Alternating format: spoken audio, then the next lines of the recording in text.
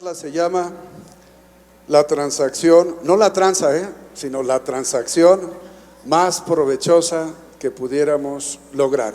¿A cuántos les gustan los buenos negocios? ¿A cuántos les gusta pagar poco por la máxima calidad? Oye, y si inviertes casi nada y ganas muchísimo, ¿estarías feliz? Pues he aquí mi propuesta. Te va a costar unas cuantas palabras, solo eso, unas cuantas palabras, y vas a obtener lo más valioso que se puede obtener. ¿Alguien está interesado en eso? ¿Sí, de veras? Muy bien. Vamos a la escritura. Fíjate lo que dice ahí, 1 Pedro 3. Dice: porque también Cristo murió por los pecados una sola vez, el justo por los injustos. Aquel, sí, claro, el que nunca cometió pecado, muere por los que han pecado. ¿Cuál fue el propósito? El propósito está escrito también en ese versículo. Dice: para llevarnos a Dios. ¿Por qué Jesucristo muere en la cruz? Muere en la cruz para llevarnos a Dios. Muerto en la carne, pero vivificado en el Espíritu. Así fue. Jesucristo muere en la cruz del Calvario, pero resucita al tercer día. Hoy Jesucristo vive. Hoy Jesucristo está vivo. Jesucristo no está clavado en una cruz. Jesucristo vive para ti y para darte vida.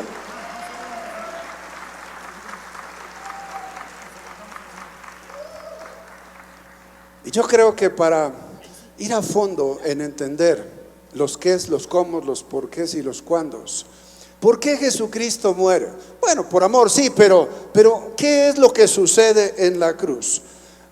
Yo creo que para entender a fondo lo que Jesucristo hizo por nosotros, tú y yo necesitamos tener claro el concepto de la muerte espiritual. El concepto de la muerte espiritual. El hombre introduce el pecado en el mundo, y el hombre introduce por el pecado la muerte. Romanos 5:12 lo dice, mira ahí. Por tanto, tal como el pecado entró en el mundo, ¿por quién? Y la muerte, ¿por qué? Adán muere, pero muere espiritualmente. Y esto es importantísimo que nos quede muy claro. Después que Adán es arrojado del Edén, él vivió cientos de años. A los 130 años tuvo un hijo, después de ser arrojado del Edén. Pero entonces, ¿muere o no muere? Lo que sucede es que Adán no muere físicamente en ese momento, sino mucho después. Adán muere, pero muere espiritualmente. Y muere espiritualmente como una consecuencia de su pecado. ¿Cuál fue el pecado de Adán? El pecado de Adán fue desobedecer a Dios. Así que eso trae per se una gravísima consecuencia. Si él muere por su pecado y muere espiritualmente, todos los demás que nacemos de Adán, esto es muy importante entenderlo, venimos del mismo semen. El semen de Adán, que transmite la vida física, también transmite la muerte espiritual.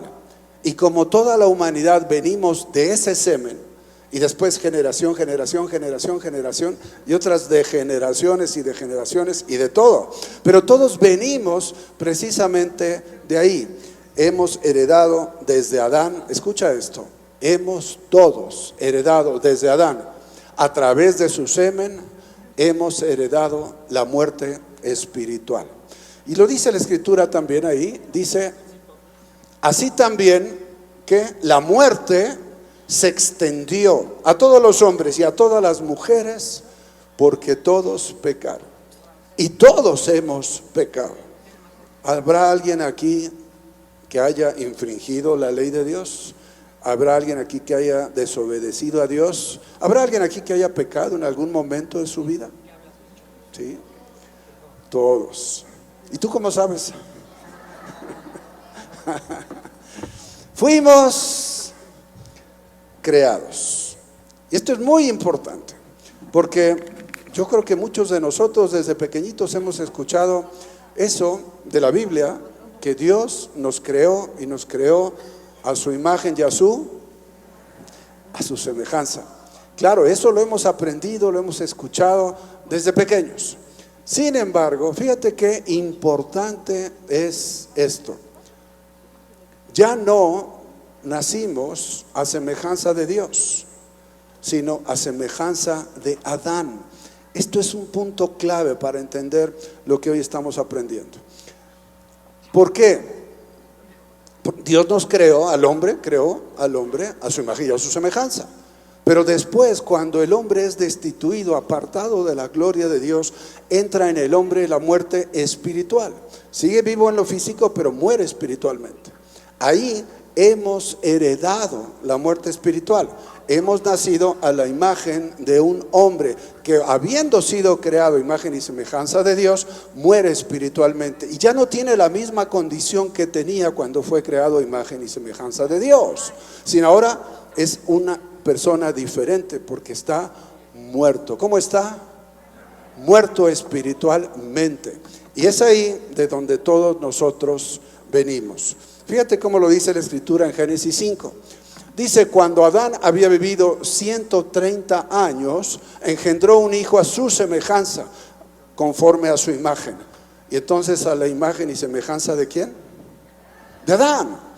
Ahí está la clave de este asunto. Ahí hace todo diferente. Ahí hace, y es como enseña la Escritura, pues que entonces, después de Adán, todos los que hemos nacido, estos miles y miles de millones de personas después, hemos nacido y tenemos vida física, tenemos vida en el alma, pero nacemos con el espíritu muerto, tal y como Adán lo tuvo en su momento.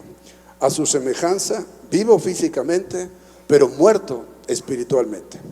Y esa es la razón por la cual el Señor Jesucristo no puede, al venir a la tierra y tomar forma de siervo hecho semejante a los hombres, como dice Filipenses, Jesucristo no puede heredar la muerte espiritual, no puede nacer del semen de Adán. Por eso Jesucristo tiene que ser concebido por el Espíritu Santo.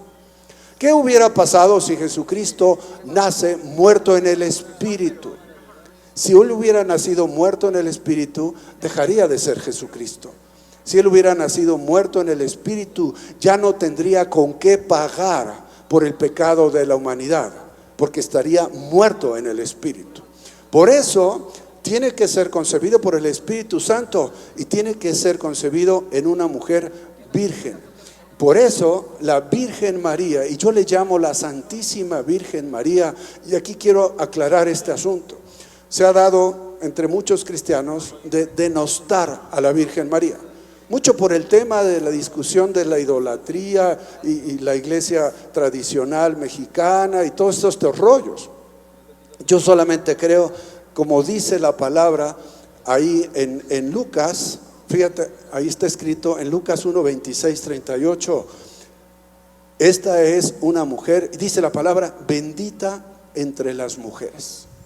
¿Quién tuvo que haber sido la Virgen María tan especial para que haya sido elegida por Dios Padre, para que el Espíritu Santo concibiera en su vientre una manera milagrosa, sin semen de hombre, sin herencia espiritual de Adán, al Señor Jesucristo, el Salvador de la humanidad? Pues tuvo que haber sido una mujer magnífica. Yo estoy de acuerdo y consciente que no debemos ni idolatrarla, ni adorarla, ni venerarla, pero sí respetarla. Y vale la pena el comentario. Pero bueno, el tema esencial y principal aquí es que Jesucristo, al nacer virginalmente, no hereda la muerte espiritual, nace con el Espíritu con vida, y cuando Él toma tu lugar y mi lugar en la cruz del Calvario, tiene con qué pagar. Paga con la muerte espiritual y también con la muerte física. Y es un pago completo que se hace en la justicia de Dios. Así que insisto, él no nace del semen de Adán, por lo que no hereda entonces la muerte espiritual. Y ya lo dije y lo repito, porque tenía vida en el espíritu, tenía con qué pagar la cuenta, había que pagar con la muerte. Y así es como él pudo salvarnos. Pero además algo muy importante es que Jesucristo jamás cometió pecado. Fíjate, lo dice en 1 Pedro 2, el cual no hizo pecado, y también dice, y no se halló engaño en su boca. Jesucristo vino a salvar lo que se había perdido. ¿Vamos bien hasta ahí? Ok, fíjate muy bien. Adán desobedece a Dios y entonces, ya lo dijimos, ¿qué sucede con él? Muere en lo espiritual. Romanos 5:19 dice, porque así como por la desobediencia de un hombre, los muchos fueron constituidos pecadores, así también por la obediencia de uno, los muchos serán constituidos justos. Ahí está el asunto. Por Adán, lo que sucede es que todos nacemos muertos en el espíritu, pero en Cristo, por su obediencia y por su muerte en la cruz, tenemos oportunidad de que Él tome nuestro lugar. Aquí se está estableciendo un asunto jurídico. Este es un asunto legal. Según la Biblia, todos merecemos la muerte, porque hemos pecado. Todos hemos desobedecido la ley de Dios. Dice, por cuanto todos. Dile a la persona que está a tu lado, no te escapas. Todos. Dice todos. Fíjate. Así como por cuanto todos pecaron, dice que no alcanzamos la gloria de Dios. Esa desobediencia nos separa de Dios. Esa desobediencia altera el propósito de Dios para nuestras vidas. Esa desobediencia provoca la muerte. Es así de sencillo. Y está escrito en la Biblia. Esto no es un asunto de ideas o filosofías. Dice, claro, porque la paga del pecado es muerte. Pero también añade que la dádiva, el regalo, la bendición, la prosperidad de Dios es vida eterna. ¿En quién? En Cristo Jesús, Señor nuestro. He aquí la enorme bendición. Cristo toma tu lugar. Cristo toma mi lugar. Al tomar nuestro lugar, lo que Él está haciendo es pagar por nuestro pecado. La razón de su sacrificio. Esto es importante. ¿Por qué lo hizo? ¿Por qué Jesucristo decide, al ser concebido por el Espíritu Santo en la Virgen María, por qué Él decide morir para pagar por tu pecado y por el mío? Porque está establecido así. Él lo sabe, Él lo entiende. Cuando Él estudia el libro de Isaías, en donde se habla proféticamente de ese sacrificio que Él tiene que hacer y que Él se da cuenta que Él es el Salvador del mundo, Él decide seguir adelante con ese plan perfecto para salvarnos a ti y a mí. Aun cuando está en Getsemaní y dice la palabra que suda gotas de sangre, lo cual implica un brutal estrés que Él está sufriendo al saber que tiene que morir cuando nunca pecó, que tiene que morir porque tiene vida en el Espíritu y es la única manera de pagar por nuestros pecados. Él sufriendo ahí llega a la cruz y en la propia cruz todavía le dice: Padre, si se puede, pasa de mí esta copa, pero no se haga mi voluntad sino la suya.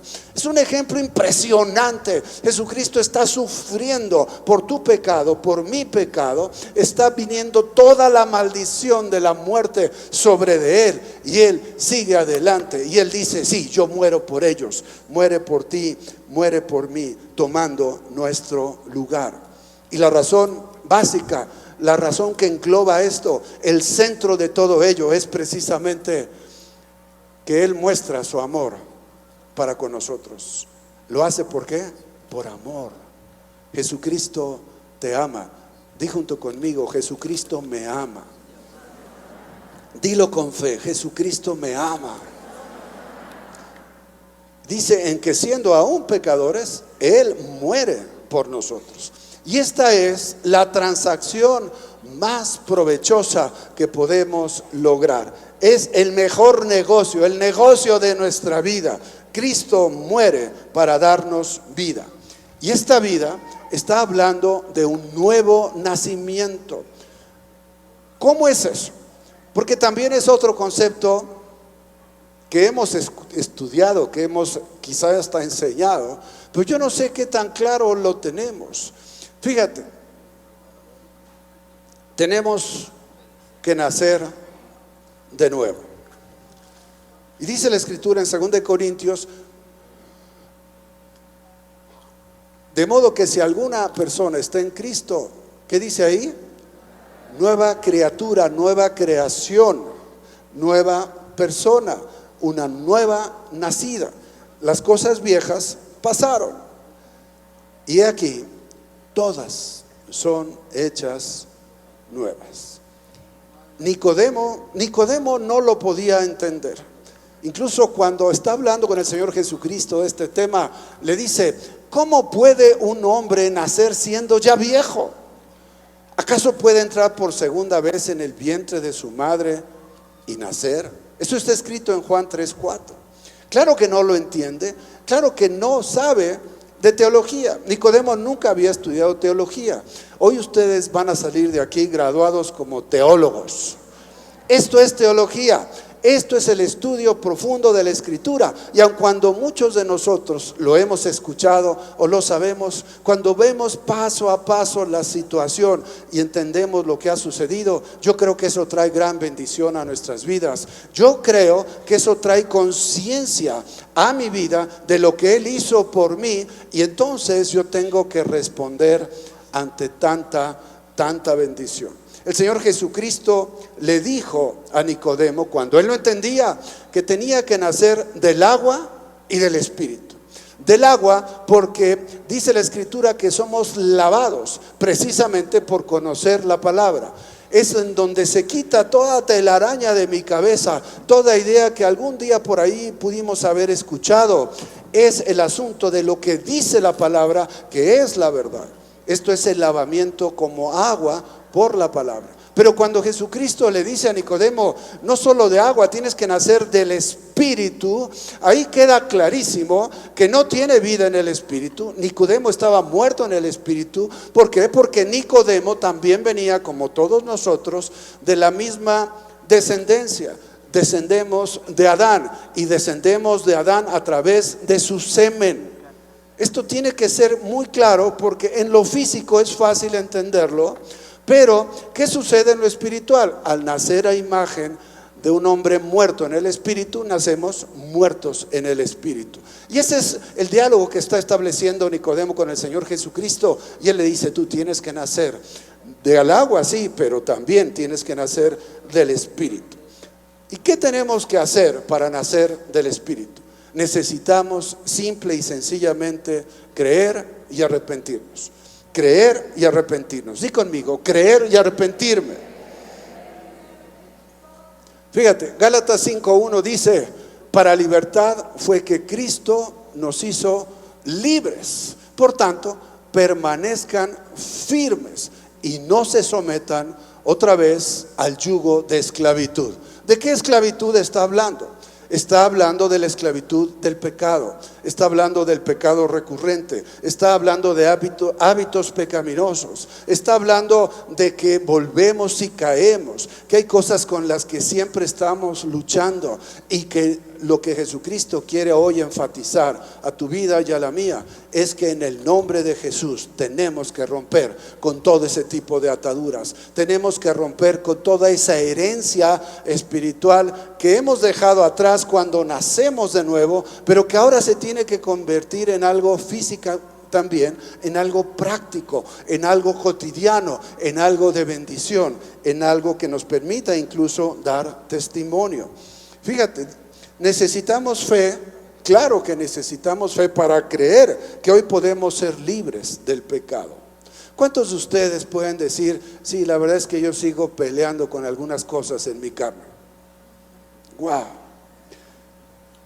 Fe para creer que hoy podemos ser libres del pecado. Fe para creer que hoy podemos ser libres de la muerte. Fe para arrepentirnos de todo lo malo que hemos hecho. Fe para creer que la vida que Jesucristo nos ofrece sí está disponible para cada uno de nosotros.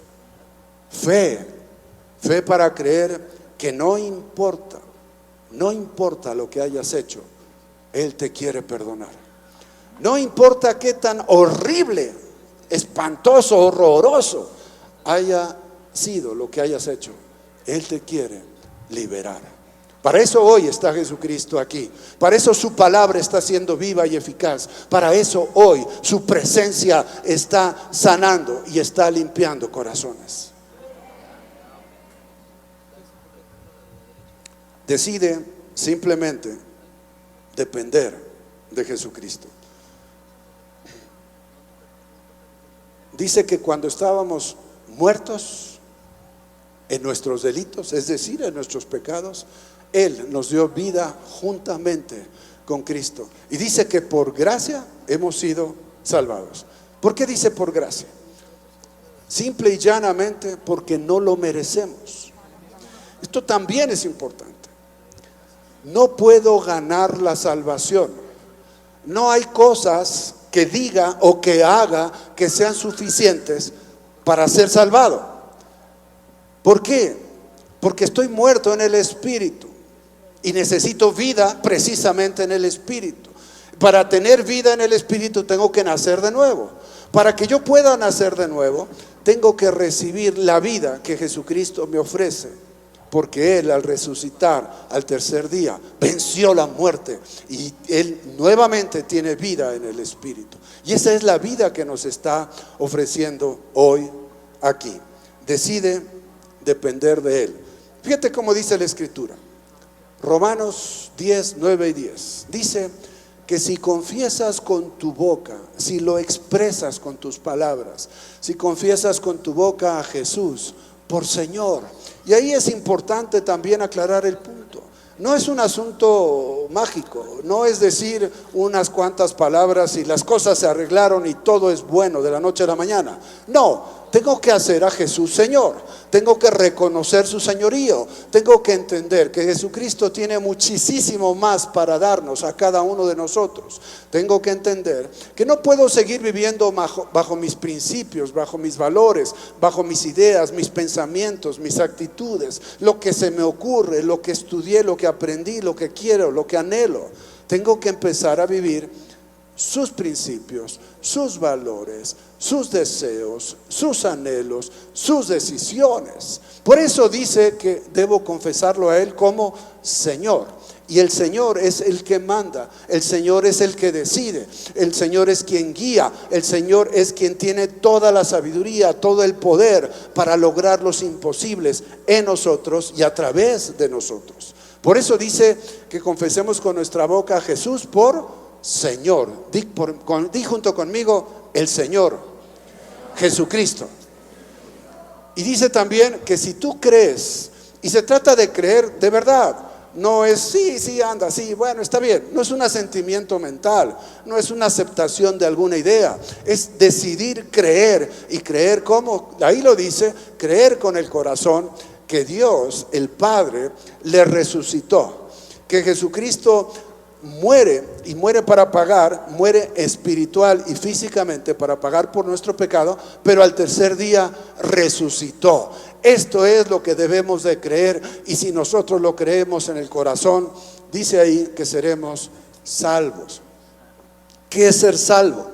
Ser salvo es que mi pecado y tu pecado sean perdonados, pero más que eso, no solo que sea perdonado, sino que sea olvidado. Eso implica que puedo presentarme una vez que recibo a Jesucristo, que nazco de nuevo, que tengo vida en el Espíritu, me puedo presentar ante el Padre Celestial como si nunca, como si jamás hubiera yo pecado. Libre de toda culpa, libre de toda condenación. Si alguien viene a tu casa y toca, una vez que tú tienes a Cristo en tu corazón, y dice: vengo a ver a este cochino pecador, incircunciso, irredento, impío, irracional y sucio. Y tú puedes en la puerta, con cierta desfachatez, decirle: ese se murió. No, pero es que tú eres. Yo soy una nueva criatura en Cristo. ¿Te interesa esa transacción? Dale ese aplauso a Jesús.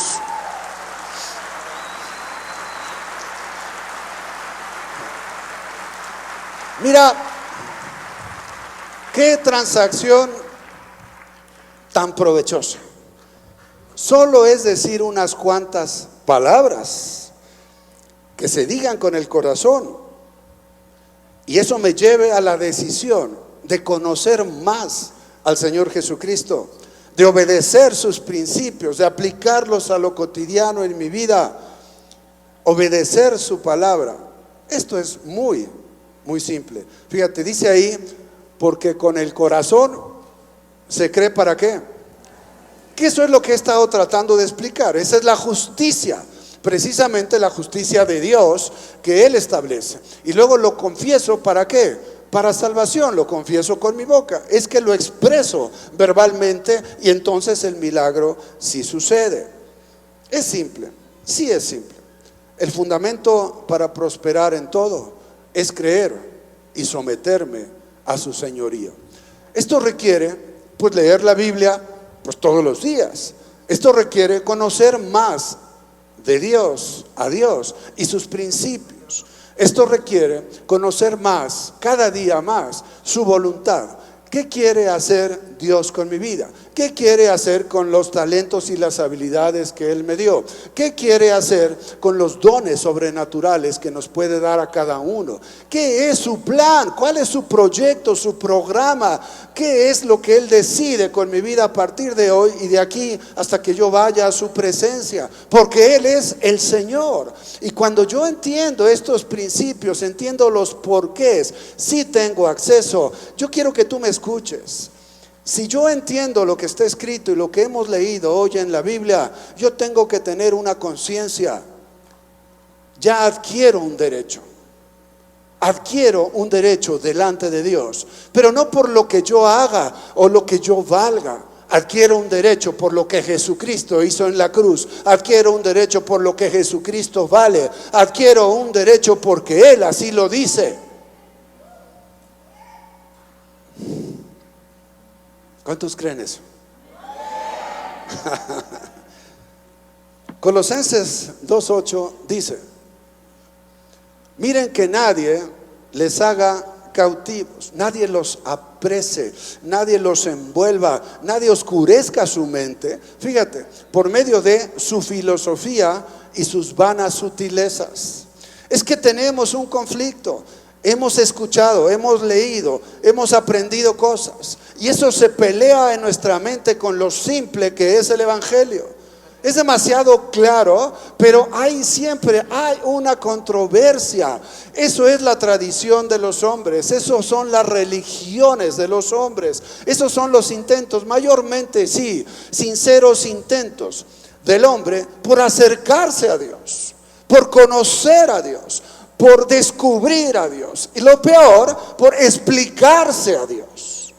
A Dios no lo podemos explicar, no podemos entenderlo, no tenemos esa capacidad. Él es demasiado más grande que nuestra mente y nuestras ideas. Por eso, cuando Colosenses habla de eso, dice que no nos hagamos cautivos, que no cedamos ante esas situaciones de filosofías. Fíjate, dice, según la tradición de los hombres, ¿conforme a cuáles principios? Los principios elementales del mundo, pero no habla de los principios elementales de la palabra. Aquí la Biblia es clara: esto del mundo nos hace daño. Todo aquello que viene del mundo tiene un valor, sí, a nivel del mundo, a nivel de la raza humana, a nivel de la mente humana, a nivel de la situación social que vivamos. Eso está en la mente, eso tiene que ver con la física y también tiene que ver un poco con el alma, es decir, el alma, que son los pensamientos, la mente, las emociones, la voluntad incluso. Pero yo estoy hablando de lo espiritual. Es a lo que se refiere la Escritura. Por eso esa controversia tiene que ser desechada. No es un asunto de religiones, no es un asunto de filosofías, no es un asunto de ideas humanas, no es un asunto de lo que se nos ocurre o nos guste o nos tratemos de explicar. Es lo que dice Dios y es lo que dice en su palabra. Por eso es tan importante escucharla. Yo quisiera llegar a una conclusión.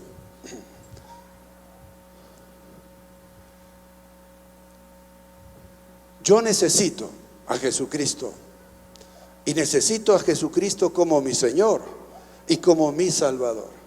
Seguramente muchos de ustedes han hecho esta oración 1, 2 o 3 veces antes, pero yo no sé si antes habías tenido tal claridad de los conceptos, tal claridad de los porqués. ¿Qué tuvo que suceder y por qué tuvo que suceder? ¿Cómo es que el Salvador se erige como el Salvador de la humanidad? ¿Y cómo es que Él tiene el derecho para hacerlo? ¿Y cómo puedo accesar a esa prosperidad, a esa bendición? Eso es lo que he tratado de explicar durante esta plática desde el principio. Por eso es importante ir paso a paso, revisar y poderlo entender a conciencia. Yo estoy convencido que una vez que haces esta reflexión tan profunda, que tiene que ver, insisto, con la teología, es el estudio de la palabra, es el estudio de Dios, de sus cosas, de lo suyo, y lo podemos llevar tan claro como hasta ahorita.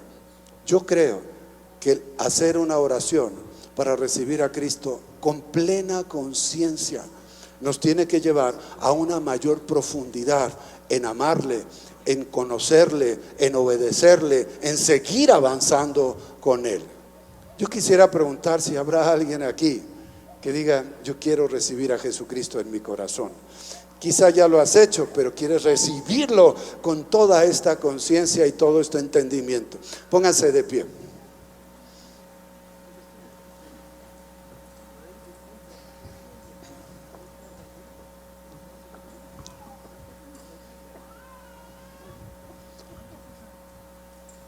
Qué bendición.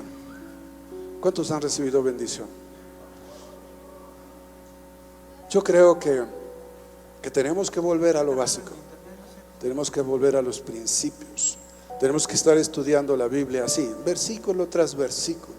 Entender los planes perfectos de Dios, con claridad su voluntad. ¿Qué es lo que quiere hacer en mi vida, en la tuya, en la de tanta gente alrededor de cada uno de nosotros? Recibir a Jesucristo sabiendo qué hizo y por qué lo hizo, también va a ser un compromiso. La transacción es muy simple. Yo digo unas palabras, Él viene, paga por mi pecado, me libra de la esclavitud de mi pecado, pero eso es apenas el principio. Es lo más importante, pero es solamente el principio. Es que a partir de entonces yo tengo que tener la responsabilidad de qué hacer con esto. Porque si ahora tengo vida en el Espíritu, porque he recibido y confesado con mi boca a Jesucristo como el Señor, algo tiene que suceder, algo más grande tiene que pasar en mi vida, algo se tiene que notar incluso. Y ahí está la gran responsabilidad. Yo quiero que todos hagamos esa oración, pero ahora conscientes.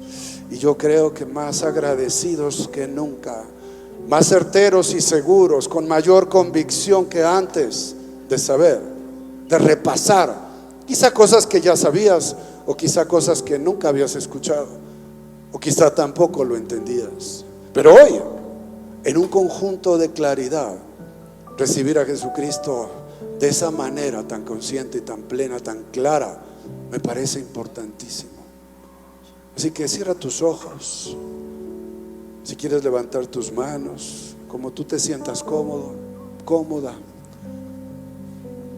di junto conmigo y dilo con convicción, que salga de tu corazón.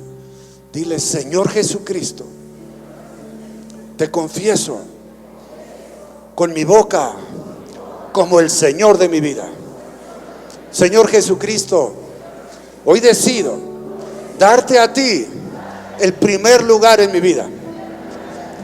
Sé tú el Señor, decídelo tú, que se haga tu voluntad en cada momento, en mi mente, en mi corazón, en mis emociones, mis sentimientos, en mi voluntad, que sea la tuya primero que la mía. Señor Jesucristo, por favor, perdóname. Perdona mis pecados. Perdona mi violencia, mi transgresión. Perdona mi falta de entendimiento. Perdona mi falta de obediencia a tu palabra. Señor Jesucristo, sé tú el Señor de mi vida, desde hoy y para siempre. Señor Jesucristo, tú eres Rey, tú eres Señor, tú eres Salvador, tú eres Dios para mí, Señor de mi vida. Amén. Dale un aplauso a Jesús. Tome su lugar un momento más.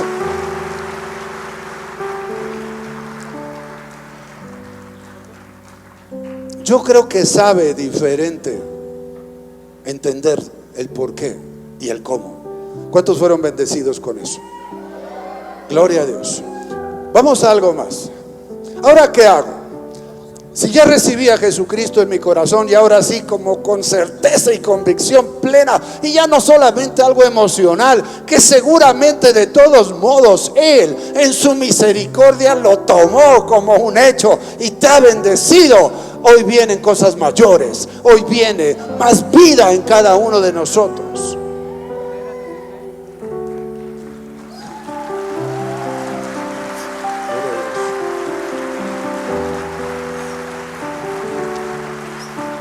¿Qué debo hacer? 3 cosas. Si me pones la pantalla, gracias. Relación, obediencia, testimonio. Di conmigo, relación, obediencia, testimonio.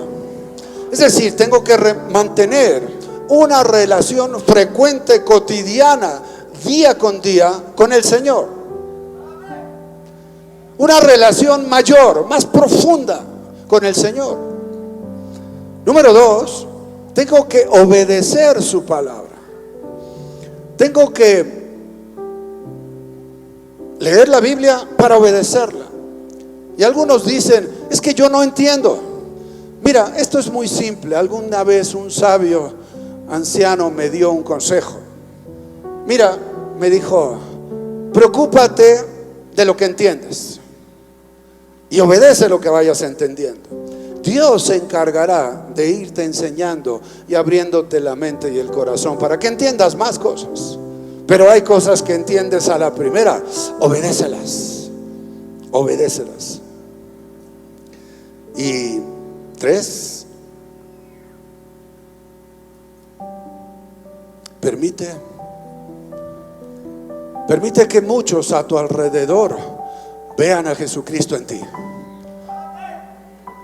Permite que en las cosas que haces y dices, que en la manera en que vives, la manera en que accionas y reaccionas, los hábitos que cambias, las cosas con las que rompes, todo aquello que vas dejando, sea notorio ante otras personas.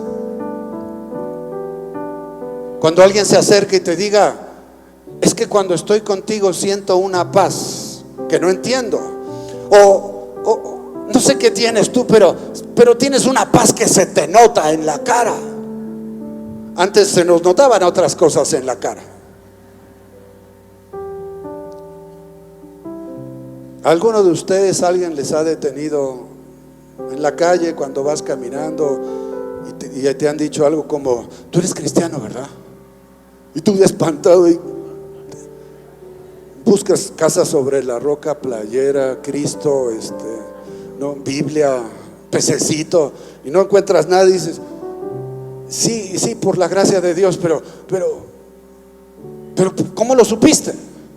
Que te digan como, es que se siente,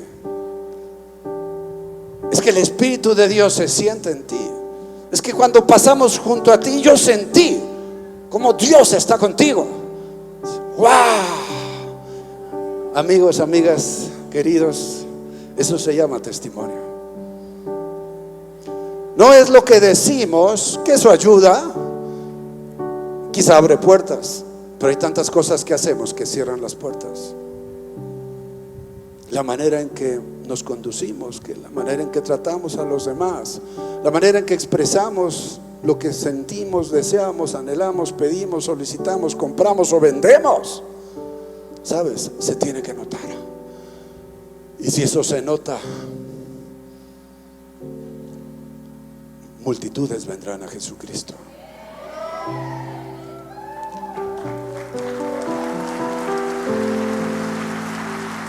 ¿Sabes? Eso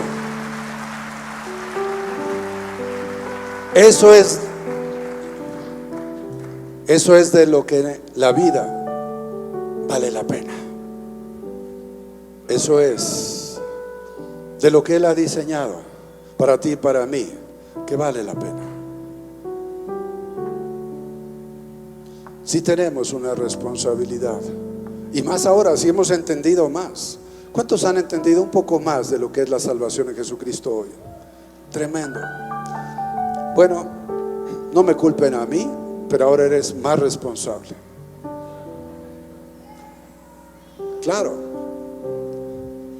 Vive la vida de Cristo. Lucha contra ti, contra lo tuyo. Cada día, esfuérzate, sé valiente, lo vas a lograr. Y sabes, vamos a transformar una nación.